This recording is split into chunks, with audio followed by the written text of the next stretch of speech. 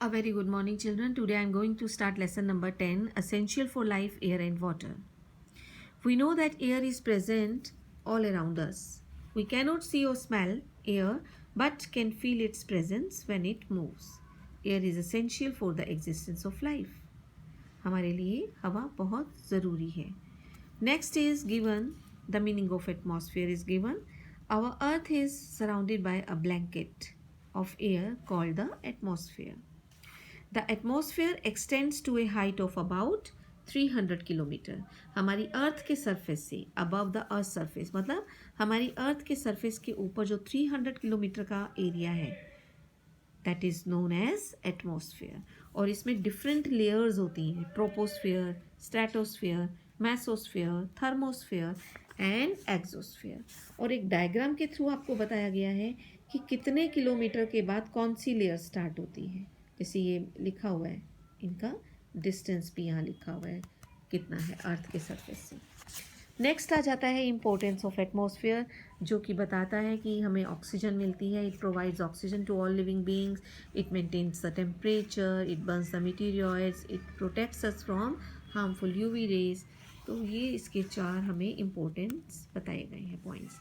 Next आता है composition of air, जो कि हमें एक डायग्राम के थ्रू बताया गया है. इतनी ऑक्सीजन है, अदर गैसेस इतनी है और नाइट्रोजन इतना होता है 78%. इसमें ऑक्सीजन के बारे में बताया है, जो हम ऑक्सीजन अंदर लेते हैं. नाइट्रोजन होता है, all living things need nitrogen for their growth, but they can not use nitrogen directly from the air. Most of the plants take nitrogen from the soil. Nitrogen is added to the soil through fertilizers. Next carbon dioxide, water vapour, other gases, इनके बारे में बताया है. Carbon dioxide जैसे कि आपको पता है इवेपोरेशन जो होता है, कार्बन डाइऑक्साइड जो प्लांट्स जो गैस को यूज़ करते हैं, जैसे कि हमने ऑक्सीजन लिया, हमने कार्बन डाइऑक्साइड ब्रीद आउट किया, लेकिन जो प्लांट्स हैं वो कार्बन डाइऑक्साइड अंदर लेते हैं और ऑक्सीजन हमें देते हैं. सिमिलरली वाटर वेपर में देखो, वाटर वेपर जो होता है ये इवेपोरेशन जो ओशियन से, रिवर से, लेक से होता है, तो ये सीधा हवा के अंदर जाकर ऐड हो जाता है. मतलब अमाउंट ऑफ वाटर, जो वाटर इवेपोरेट हो रहा है वो सारा कहाँ जाके मिल जाता है, वो एयर में. जब कभी भी amount of water vapour, the amount of water vapour present in the air is called humidity. जैसे एयर के अंदर जो वाटर वेपर का अमाउंट होता है उसको हम ह्यूमिडिटी कहते हैं. The vapour can change the weather, it condenses to form clouds. जब ये कंडेंस होता है तो क्लाउड बन जाते हैं. And when the amount of water vapour is more in air, जब ये इसका अमाउंट हवा के अंदर जब बढ़ जाता है, द ह्यूमिडिटी इज़ हाई, हम कहते हैं बहुत ज़्यादा ह्यूमिडिटी है. And the air is said to be humid. And when the amount of water vapour is less, जब वो कम हो जाता है, the humidity is less and the air is said to be dry. तब हम कहते हैं कि हवा बड़ी ड्राई है.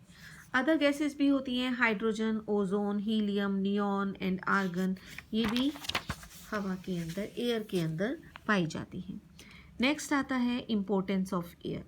इम्पोर्टेंस ऑफ एयर में 2 पॉइंट्स हैं, sorry there are 3 points. Air is needed for breathing, air is needed for burning and other uses of air. Next properties of air है, तो इसमें कुछ आपको एक्टिविटीज दी हुई हैं, आप पढ़ सकते हो उन्हें खुद.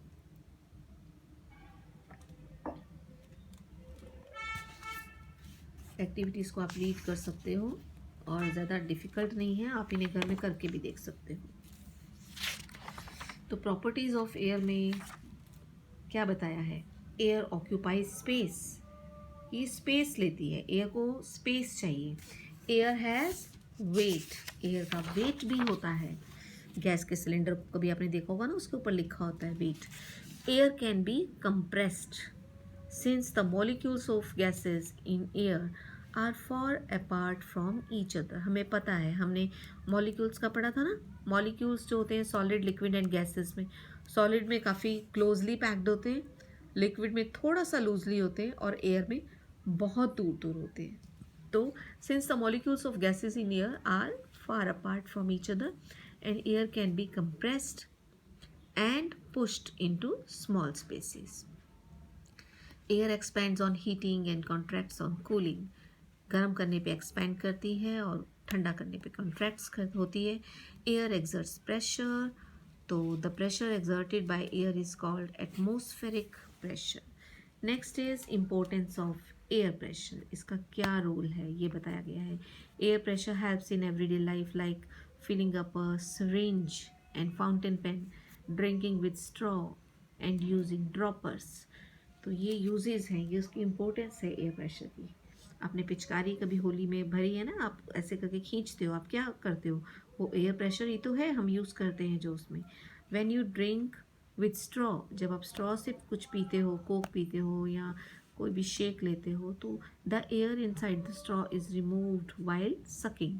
हम सक करते हैं और वो जो एयर होती है स्ट्रॉ के अंदर वो रिमूव हो जाती है. The pressure of air inside the straw become less and the air pressure outside at the surface of juice is more. Air pressure on the surface of the juice then forces the juice to move up inside the straw and the dropper also works in the same way. Dropper जो हम use करते हैं medicines के लिए वो भी इसी तरह से यूज़ होता है. Next is water. वाटर में after air the second most essential thing for our life is water. All living things need water and 3/4 of our earth's surface is covered with water. Only 3% of total water can be used for drinking. About 97% of water is in the oceans and contain salt, जो कि पीने के काम में नहीं आ सकता. How we get water? कई substances होते हैं. The substances that make the water unfit for us, unfit for use are called impurities. हमारे लिए अनफिट होते हैं जो सब्सटेंसेस, उनको हम कहते हैं इम्प्योरिटीज़ हैं. तो we get water from rivers, ponds, lakes. बारिश से भी हमें मिलता है. We also get water from ground.